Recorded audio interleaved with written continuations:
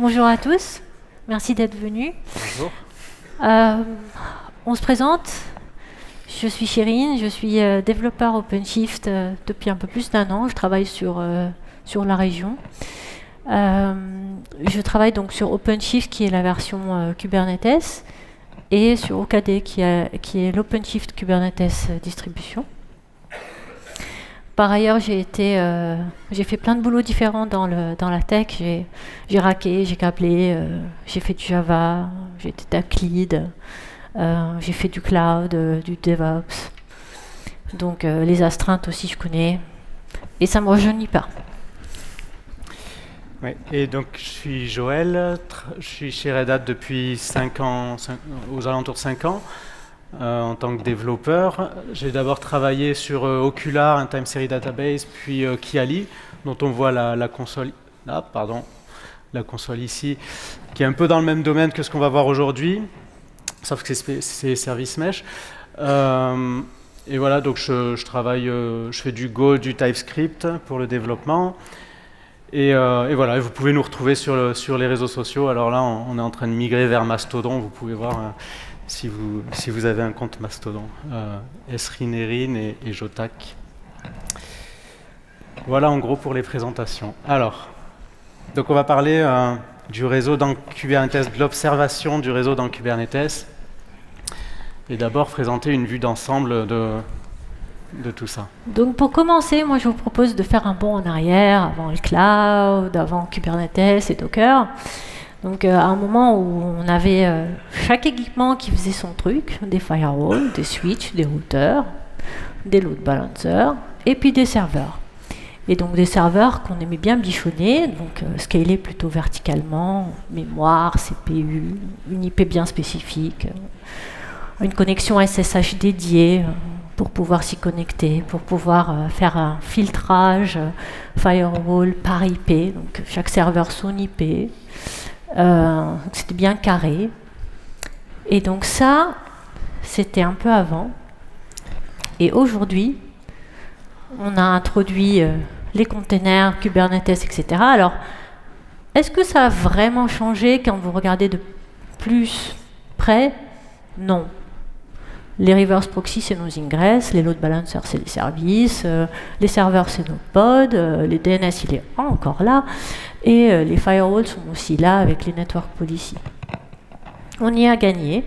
On y a gagné parce que on a plus de haute disponibilité, on peut scaler maintenant horizontalement, donc on augmente le nombre de pods, on augmente le nombre de nœuds, et on est très content.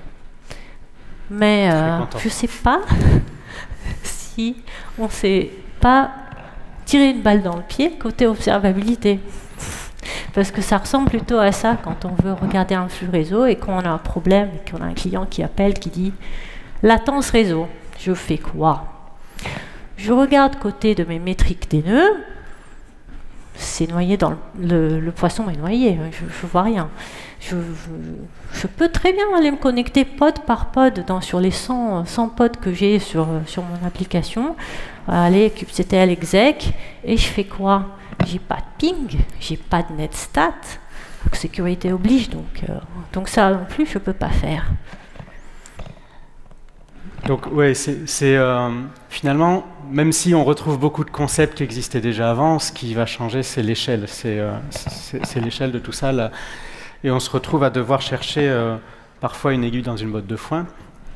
Donc au niveau de l'observabilité, ce qui n'a pas changé, c'est tout ça. Les besoins vont être fondamentalement les mêmes. On va vouloir capturer le trafic, avoir des métriques, par exemple de latence, de volumétrie, à plusieurs niveaux. Donc L3, alors je ne sais pas si pour ceux qui ne sont pas familiers avec cette terminologie, tu peux expliquer rapidement? Oui, en fait, c'est les couches du modèle OSI. Donc, par exemple, on va retrouver le routage au niveau 3 avec IP, etc. On va retrouver TCP au niveau 4 et ainsi de suite jusqu'au niveau 7 où on va retrouver HTTP, HTTPS. Voilà, donc c'est les différents niveaux d'abstraction du réseau en général. Et l'observabilité, elle va pouvoir aller regarder un niveau en particulier, enfin plusieurs niveaux, mais on va se pouvoir, par exemple, si on est intéressé par la couche HTTP, L7 et compagnie, pour avoir des métriques sur la latence des requêtes-réponses, ce genre de choses. les erreurs HTTP. Donc, les autres choses qui nous intéressent, c'est d'avoir une visibilité sur toutes les erreurs, sur les drops, donc qui peuvent correspondre aux network policies dans Kubernetes, et puis avoir des alertes, tout ce genre de choses quand il y a de la congestion, saturation, etc. Donc les besoins de base sont toujours les mêmes, mais alors sur Kube, comme on disait tout à l'heure, on est monté à l'échelle. Les IP, qui étaient un peu la valeur qui va identifier chaque nœud du réseau auparavant, ce n'est plus une donnée très pertinente aujourd'hui parce que ce sont des IP qui sont éphémères dans Kubernetes. Ça va plutôt être le pod du coup qu'on va vouloir suivre, par exemple, ou les nodes. Le nombre d'interconnexions a grandi de manière exponentielle, donc ce qui nous mène à un ratio signal to noise, c'est-à-dire la quantité d'informations pertinentes par rapport à la quantité d'informations globales lorsqu'on est en train de rechercher quelque chose, qui devient défavorable. Alors pour ça, il va nous falloir des nouveaux outils qui vont nous aider à faire du troubleshooting et à bien trouver cette aiguille qu'on recherche dans la botte de foin. Alors l'interface, la UX, donc le user experience ou l'interface utilisateur, tout ça, c'est ça qui va beaucoup aussi pouvoir nous aider. C'est-à-dire que les données, on va vouloir y accéder de façon par des niveaux d'agrégation différentes. On ne peut pas regarder tout de suite au niveau du nœud. Quand on regarde dans le slide précédent, on montrait chaque pod était un nœud. C'est impossible de s'y retrouver quand on voit ça dès le début, où on voit la vision totale du cluster. Donc on va agréger, on va d'abord voir les flux entre les namespaces, et puis ensuite on aura ce mécanisme de drill down pour se focaliser à l'intérieur d'un namespace. On peut aller voir, par exemple, les relations entre les deployments, les workloads. Puis à l'intérieur des workloads, ensuite on pourra aller voir chaque pod individuellement. Donc il y a ce mécanisme à mettre en œuvre. Dans les outils modernes d'observabilité. Et évidemment, il faut qu'on puisse facilement filtrer et rechercher pour retrouver rapidement l'information qui nous intéresse. Et la DataVis doit être au service de tout ça, c'est-à-dire fournir une bonne représentation graphique de ces choses-là. Et donc, en termes de solutions, il y en a que vous connaissez peut-être déjà, donc, notamment les services mesh. Ouais. Le service mesh, c'est une des possibilités pour avoir cette observabilité réseau. Donc là, on a l'exemple ici d'Istio. Alors la présentation, elle ne va pas être entièrement là-dessus, c'est pas le sujet, mais le service mesh, ça consiste, en gros, à chaque fois que vous déployez un pod, donc une application, il y aura un sidecar proxy. Ce qu'on appelle un sidecar proxy, ça veut dire un container qui va être rattaché à ce pod. À chaque fois qu'on déploie un pod, on aura ce sidecar qui viendra avec et qui contient un proxy, Envoy en l'occurrence pour Istio, qui va être capable de capter tout le trafic entrant et sortant. Le service mesh, c'est pas fait pour l'observabilité en première intention, mais ça vient avec. C'est-à-dire que la première intention, ça va plutôt être d'augmenter les capacités du réseau, enfin de routing, de sécurisation. On peut faire, par exemple, les terminaisons MTLS avec ça. On peut implémenter un circuit breaking pour s'assurer de la stabilité de notre appli face aux services qui sont appelés en amont.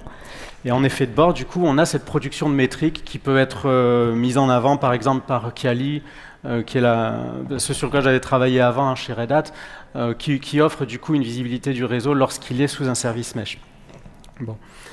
Donc, le service mesh est intéressant. Au niveau des métriques qu'il offre, elles sont vraiment complètes sur tous les niveaux, y compris HTTP, ça va du bas niveau au haut niveau.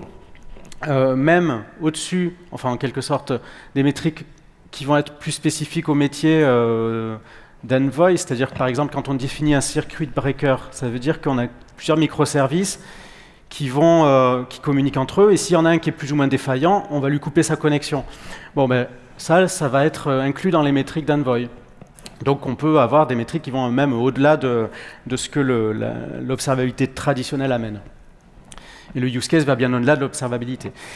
Par contre, les inconvénients, c'est que on doit déployer un proxy pour chaque pod, ça représente un overhead. Donc, on va dire, c'est intéressant si vous vraiment tirez parti des fonctionnalités qu'il a. Par contre, si c'est que pour l'observabilité, peut-être que c'est intéressant pour vous, mais enfin, faut peser le pour et le contre, parce que ça a un coût en CPU, en un hop network supplémentaire, donc tout le trafic passe par le proxy, donc ça rajoute un peu de latence.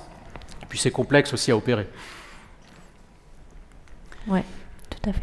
Donc après, on a d'autres solutions qui viennent, qui sont pas récentes, hein, qui datent d'avant le cloud et Kubernetes, donc S-Flow, NetFlow, IPFix. Donc ce sont des standards plus ou moins qui ont été faits, par exemple avec Cisco et un peu plus standardisés par la suite, et qui vont en fait essayer de tirer profit en fait des infos qu'on a dans les paquets. Donc ça reste cloisonné au mieux au niveau 4.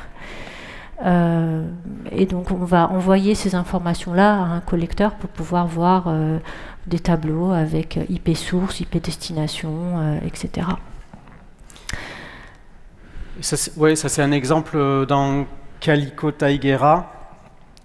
Tigera Calico, pardon. Donc où on voit, basé sur NetFlow, si je dis pas de bêtises, oui. C'est un graphe comme ça où on voit par exemple, donc c'est un chord diagramme, pardon, où on voit toutes les connexions.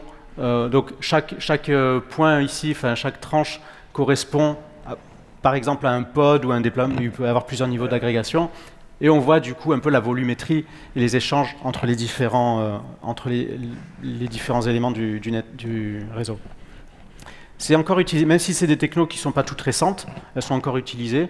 Là, il y a des exemples de CNI, Calico Enterprise, OVN Kubernetes qui utilisent ça.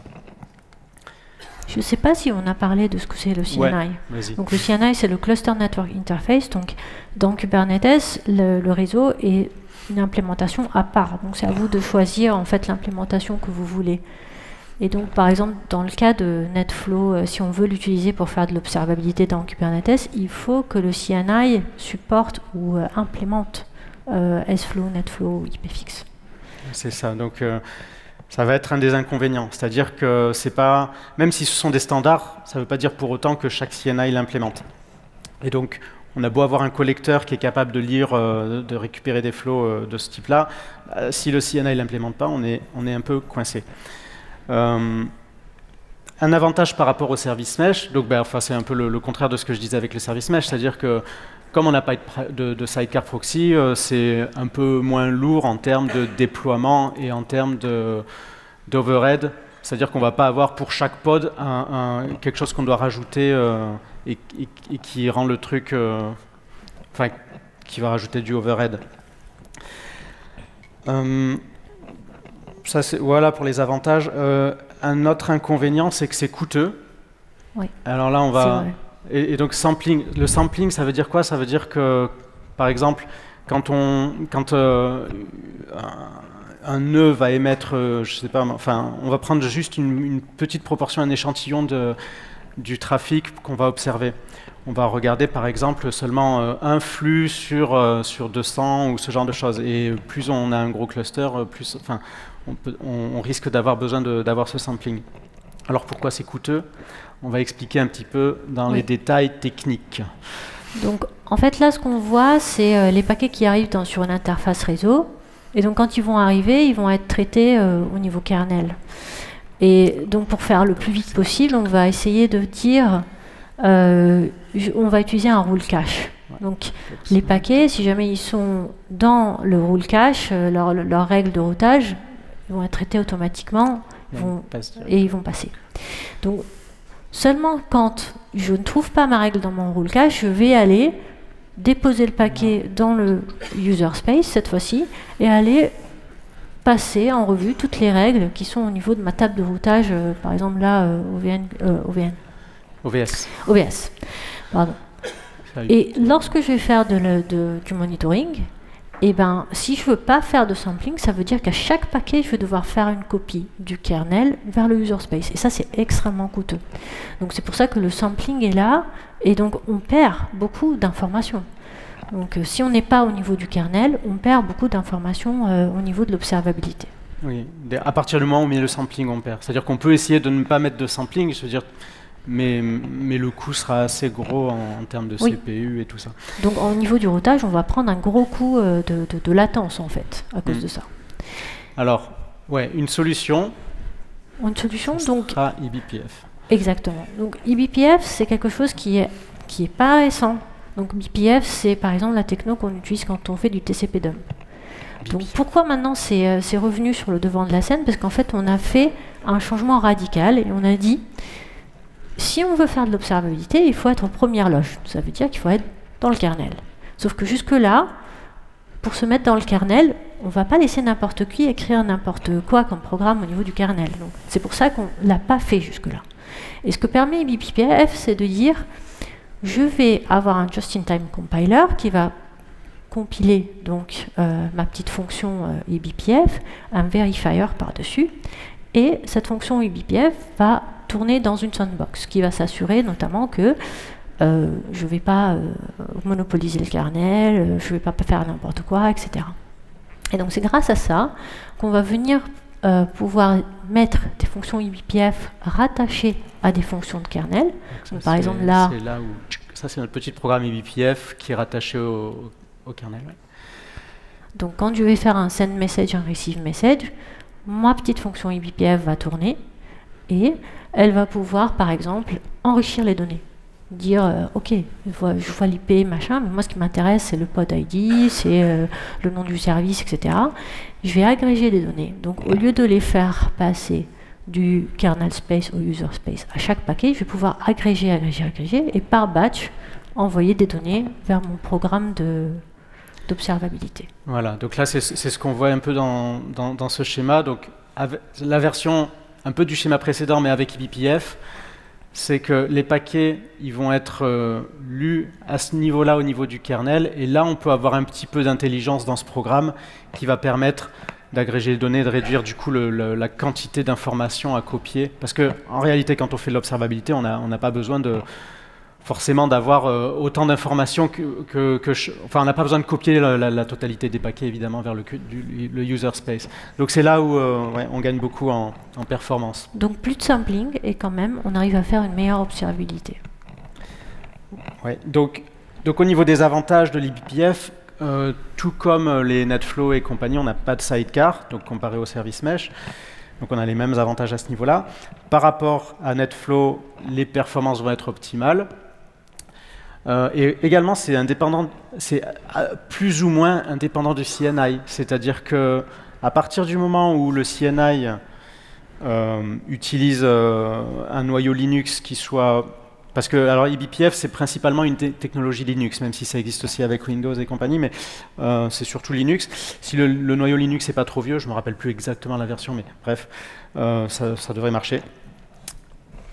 Là où ça peut coincer, c'est si jamais le CNI lui-même utilise pour faire son traitement du réseau des fonctions eBPF qui vont du coup pouvoir interférer avec l'observabilité qu'on veut faire. Ce qui peut être le cas par exemple avec Cilium, par exemple, qui est un CNI qui utilise beaucoup eBPF. D'autres avantages, c'est que bon, là on prend l'exemple de l'observabilité des flux, mais il y a d'autres applications, y compris dans l'observabilité aussi pour faire du full packet capture par exemple, ou faire du décodage de DNS pour aussi remonter des erreurs à ce niveau-là, ce genre de choses. Et puis au-delà de l'observabilité, ça existe aussi. D'ailleurs, dans cette salle, la conférence suivante de Denis Jeannot, si ça vous intéresse ce sujet, vous pouvez rester, il ira un peu plus en détail sur la partie eBPF. Inconvénient, donc comme je disais, il y a quand même une dépendance au kernel. Et au userly, par exemple, si on veut instrumenter des liaisons HTTPS, TLS, alors ce que fait par exemple Pixie, qui est un des acteurs de l'observabilité, c'est qu'ils vont mettre des hooks eBPF dans OpenSSL, donc au niveau de la userlib, du user space et non pas du kernel. Ça oblige à trouver des alternatives des fois.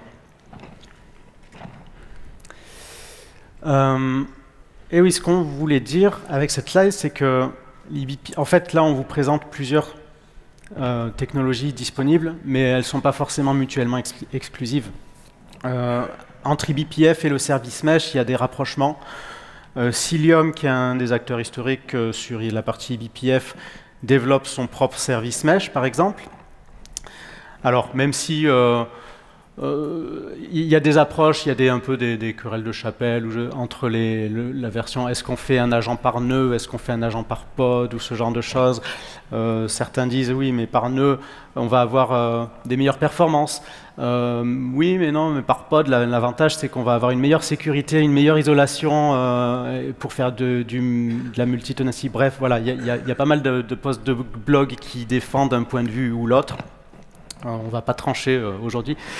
Et côté Istio, qui est aussi l'acteur un peu historique, un des acteurs historiques du service mesh, il développe aussi Ambient Mesh, qui est... Alors, c'est pas eBPF, pardon, Ambient Mesh, mais c'est une approche de proxy par nœud.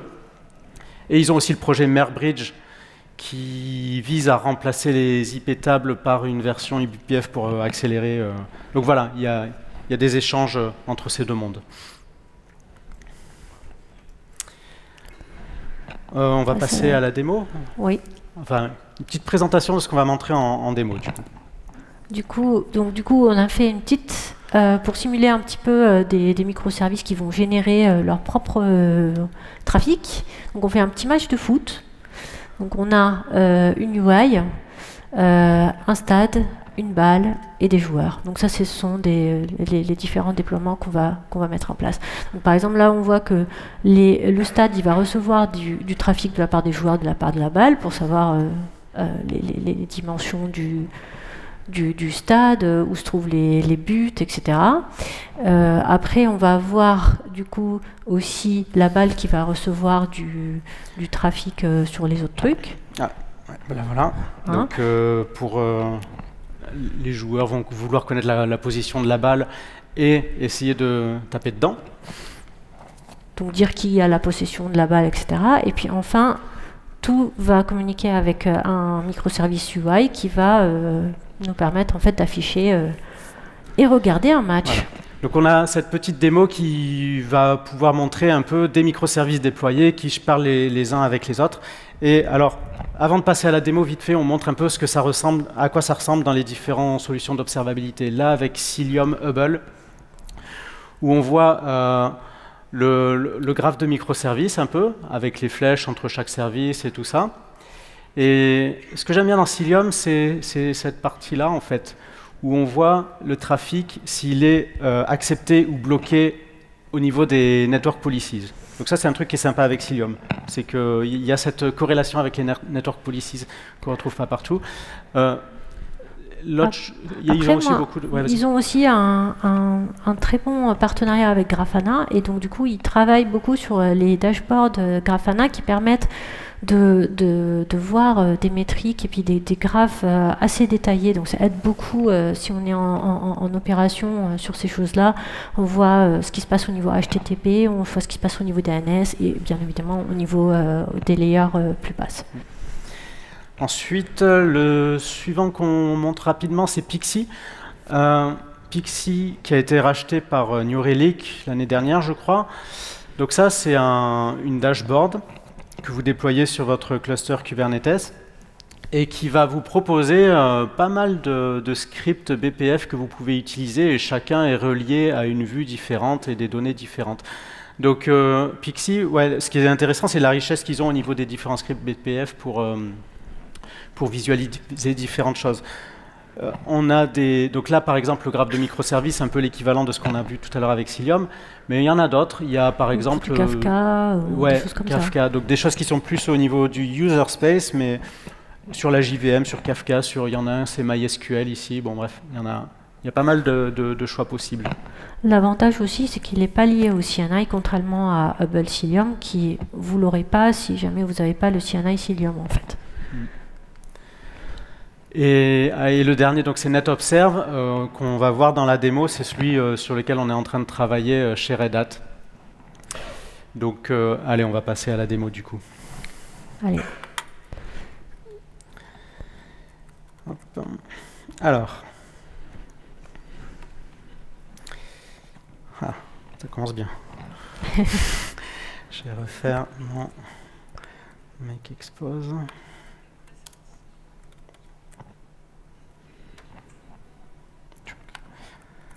Hop. Voilà. Donc là, Chérine, tu as lancé le microservice de UI. Voilà. Et c'est tout. Pour l'instant, on n'a pas encore lancé les autres. Donc là, on voit à gauche notre démo qui attend la suite. Pour les connaisseurs, c'est Kick-Off 2, c'était un vieux jeu sur Atari, un jeu de foot. À l'époque, on utilisait encore des disquettes. Et à droite, du coup, on a l'interface de NetObserve. Alors NetObserve, c'est un opérateur Kubernetes et OpenShift. Donc là, ce qu'on voit ici, c'est l'intégration dans la console OpenShift. Sachant que ce n'est pas uniquement pour OpenShift, mais c'est vrai que la partie console aujourd'hui, elle est visible surtout sur OpenShift. Ça peut être sur OKD aussi, si OKD, vous avez une ouais. version open source. En fait, ouais. D'ailleurs, là, c'est quoi? C'est OKD ou c'est pas OKD? Non, c'est pas OKD, Ah, là, c'est OpenShift. On voit ici, par exemple, dans le trafic, je vais activer le rafraîchissement automatique.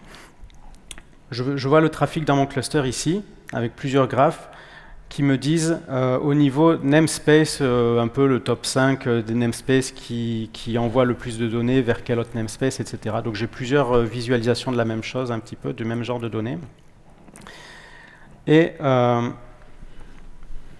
ici, dans Traffic Flows, je vais voir les flows unitaires qui arrivent dans mon cluster, où je vois la source, la destination.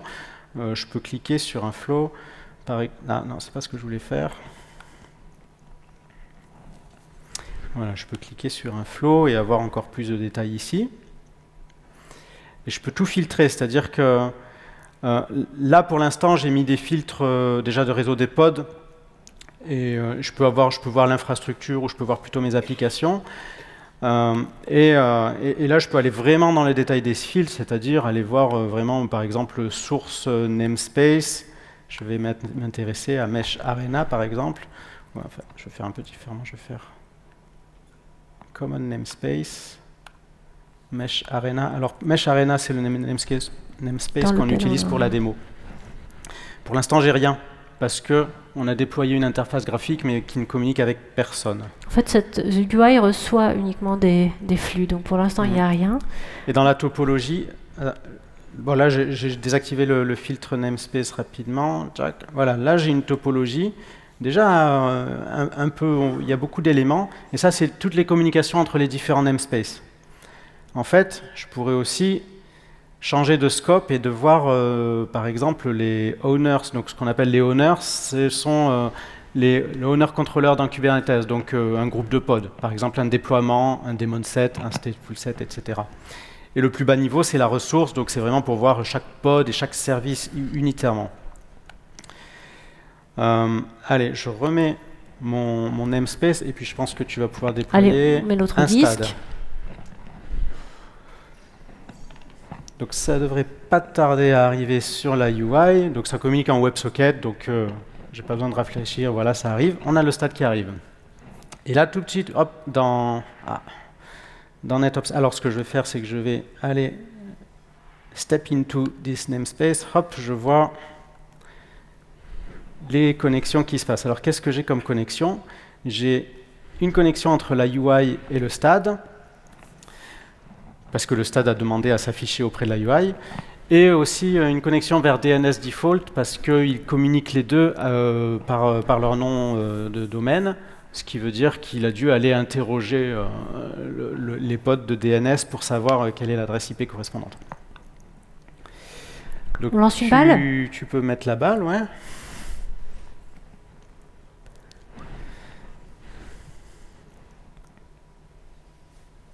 Non, là, pareil, toujours pas. Un petit peu long, celle-là. Ah, finalement. Voilà, donc là, on a la balle qui est arrivée, qui apparaît hop, rapidement à ce niveau-là. Donc on voit notre graphe de microservices qui commence à grossir. On fait un tour contre deux. On va mettre quelques joueurs, ouais, allez, 2 contre 2.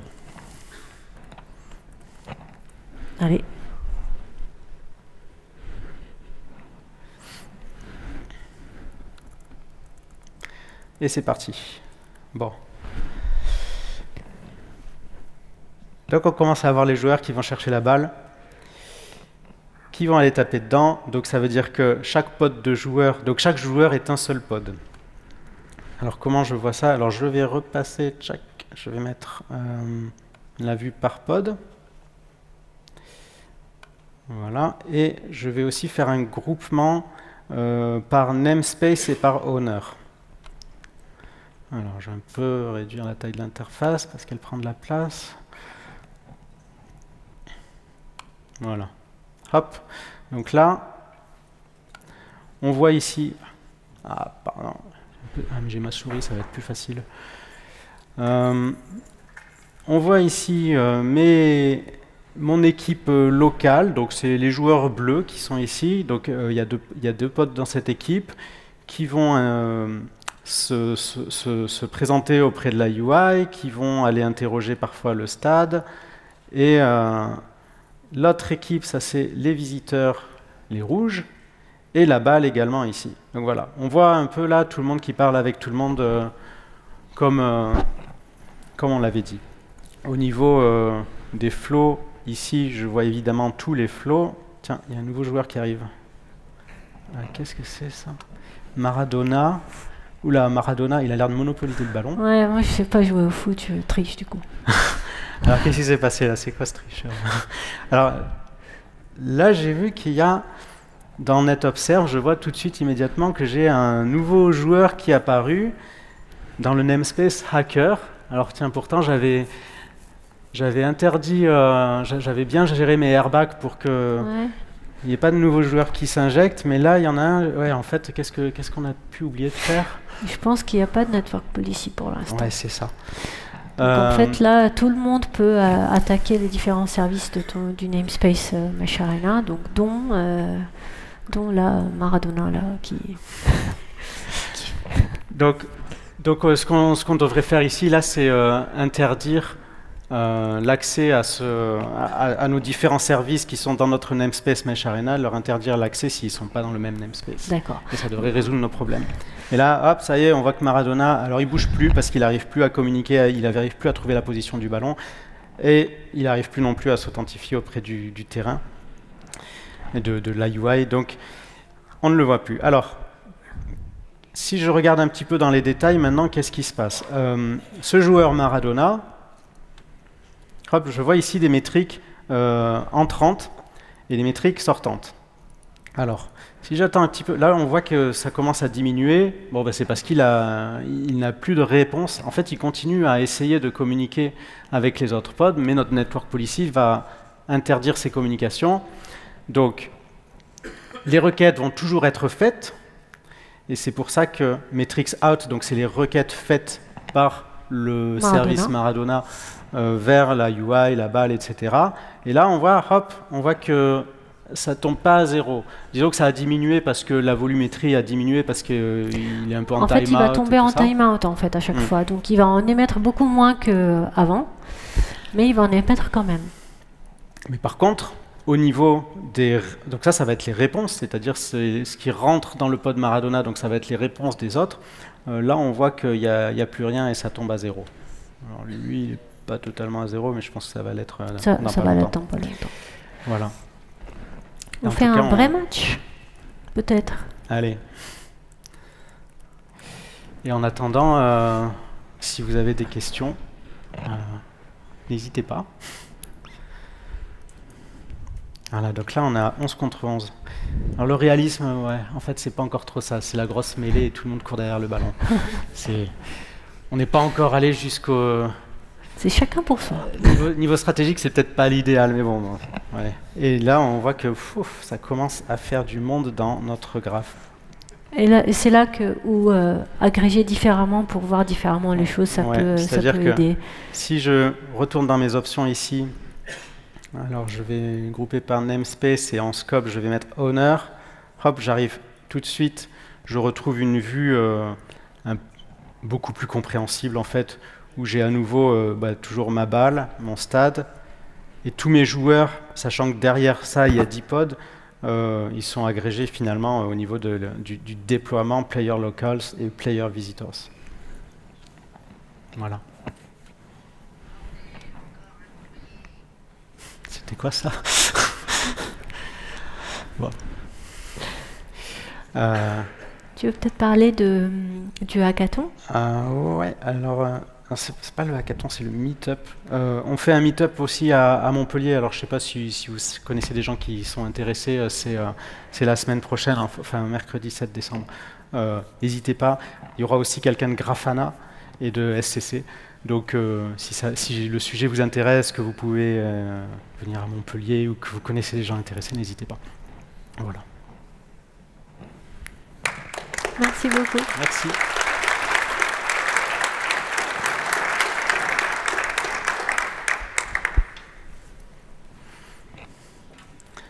Allez, je remets le match, c'est plus intéressant. Oui.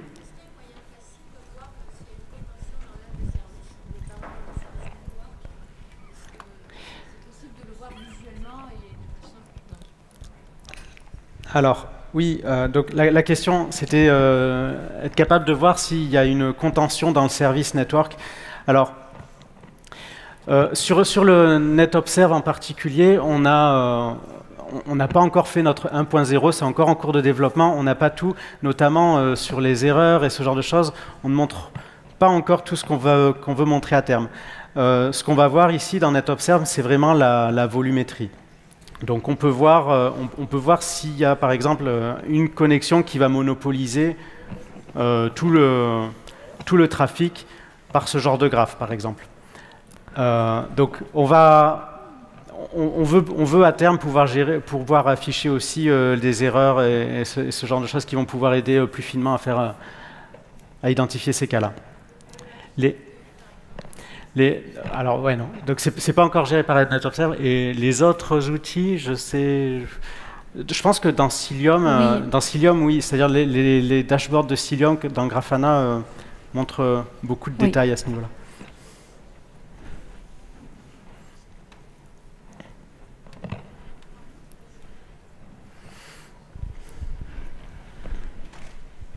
Je voulais juste savoir s'il y avait des dépendances pour l'installation de NetObserve dans un cluster. Alors, la stack NetObserve, elle utilise Loki pour stocker les flux, en fait. Ce que je peux faire, c'est montrer rapidement. En termes de dépendance, dans OpenShift, ça dépend si c'est pour OpenShift ou pas. En fait, non. Dans Kubernetes en général, non, c'est le noyau Linux qui va compter, mais c'est 5 pour je ne me rappelle plus exactement, désolé. Ouais, je me souviens tout. Il n'y a pas de dépendance particulière. Juste, il y a un prérequis qui est d'installer Loki. Alors, je vais enlever ça. Je vais montrer vite fait le namespace NetObserve, à quoi il ressemble. Donc en fait, on a des agents eBPF qui sont installés sur chaque nœud et qui envoient leurs données à Flowlogs Pipeline, qui va être un agrégateur, un enrichisseur de ces données-là. Et ensuite, c'est stocké dans Loki. Donc Loki, Grafana Loki, je ne sais pas si vous connaissez, c'est pour le stockage de logs, a priori, mais ça se prête aussi pas mal au log réseau, aux Flowlogs. Voilà. Et en dehors d'OpenShift, donc là on vous montre l'intégration dans la console OpenShift. Si on n'utilise pas OpenShift, cette console on peut l'avoir un petit peu en bidouillant en mode développeur. Les pull requests sont vraiment bienvenus si jamais quelqu'un est intéressé pour faire fonctionner ça dans une console standalone. En fait, il n'y a même pas grand chose à faire parce qu'on peut le faire en mode développeur, c'est juste qu'on n'a pas fait les builds et tout ça pour le faire. Et qu'est-ce que je voulais dire? Je ne sais plus. Oui, après, on a aussi des dashboards Grafana, même si, pour être honnête, on travaille plus sur la partie console OpenShift que Grafana, mais toutes les métriques, elles sont disponibles, et comme Loki, c'est aussi un outil de Grafana, en fait, ils ont une intégration qui est pas mal entre Loki et Grafana, et pour aller chercher dans les logs, c'est pas mal aussi, faire des requêtes particulières.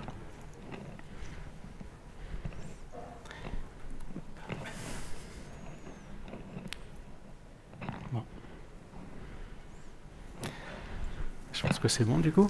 Merci. Merci beaucoup.